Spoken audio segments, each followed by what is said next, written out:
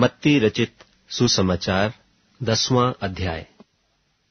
फिर उसने अपने 12 चेलों को पास बुलाकर उन्हें अशुद्ध आत्माओं पर अधिकार दिया कि उन्हें निकालें और सब प्रकार की बीमारियों और सब प्रकार की दुर्बलताओं को दूर करें।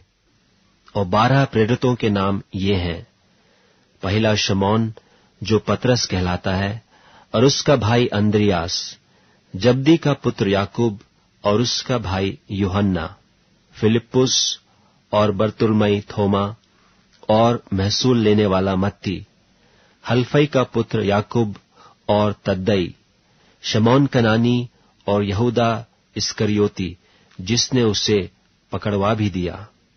इन 12 को यीशु ने यह आज्ञा देकर भेजा कि अन्य जातियों की ओर न जाना और सामरियों के किसी नगर में प्रवेश न करना, परंतु इस्राएल के घराने ही की खोई हुई भेड़ों के पास जाना। और चलते चलते प्रचार कर कहो कि स्वर्ग का राज्य निकट आ गया है। बीमारों को चंगा करो, मरे हुओं को जिलाओ, कोढ़ियों को शुद्ध करो, दुष्टात्माओं को निकालो। तुमने सेंत मेत पाया है, सेंत मेत दो। अपने पटकों में न तो सोना और न रूपा और न तांबा रखना। मार्ग के लिए न झोली रखो, न 2 कुर्ते, न जूते और न लाठी लो, क्योंकि मजदूर को उसका भोजन मिलना चाहिए। जिस किसी नगर या गांव में जाओ तो पता लगाओ कि वहां कौन योग्य है, और जब तक वहां से न निकलो उसी के यहां रहो, और घर में प्रवेश करते हुए उसको आशीष देना। यदि उस घर के लोग योग्य होंगे तो तुम्हारा कल्याण उन पर पहुंचेगा, परंतु यदि वे योग्य न हों तो तुम्हारा कल्याण तुम्हारे पास लौट आएगा। और जो कोई तुम्हें ग्रहण न करे और तुम्हारी बातें न सुने, उस घर या उस नगर से निकलते हुए अपने पांवों की धूल झाड़ डालो। मैं तुमसे सच कहता हूं कि न्याय के दिन उस नगर की दशा से सदोम और अमोरा के देश की दशा अधिक सहने योग्य होगी। देखो, मैं तुम्हें भेड़ों की नाई भेड़ियों के बीच में भेजता हूं। सो सांपों की नाई बुद्धिमान और कबूतरों की नाई भोले बनो, परंतु लोगों से सावधान रहो, क्योंकि वे तुम्हें महासभाओं में सौंपेंगे और अपनी पंचायतों में तुम्हें कोड़े मारेंगे।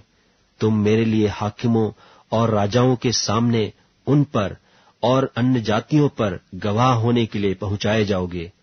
जब वे तुम्हें पकड़वाएंगे तो यह चिंता न करना कि हम किस रीति से या क्या कहेंगे, क्योंकि जो कुछ तुमको कहना होगा वह उसी घड़ी तुम्हें बता दिया जाएगा, क्योंकि बोलने वाले तुम नहीं हो, परंतु तुम्हारे पिता का आत्मा तुम में बोलता है।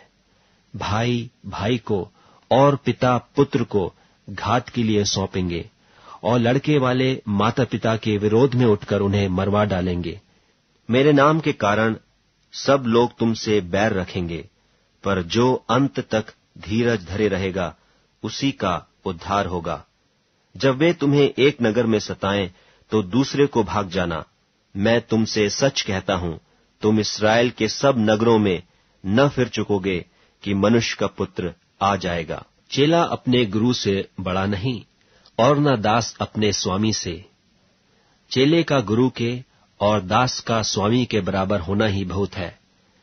जब उन्होंने घर के स्वामी को शैतान कहा, तो उसके घर वालों को क्यों न कहेंगे?